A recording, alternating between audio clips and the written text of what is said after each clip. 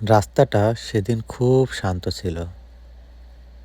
পাহাড়ের ছায়া নেমে আসছিল ধীরে ধীরে।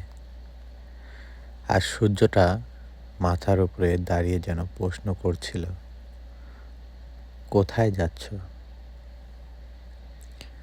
সে দাঁড়িয়েছিল রাস্তার ধারে, পেছনে ফেলে আসা দিনগুলো ক্লান্তি নিয়ে। সামনে কোনো নিশ্চয়তা নেই, তবু আলোটা সামনে টানছিল। এ পথ হয়তো গন্তব্য নয়, কিন্তু হাঁটতে হাঁটতেই সে বুঝে নিচ্ছিল, জীবনের সব প্রশ্নের উত্তর পৌঁছাতে নয়, কিছু উত্তর পাওয়া যায় শুধু চলতে চলতে।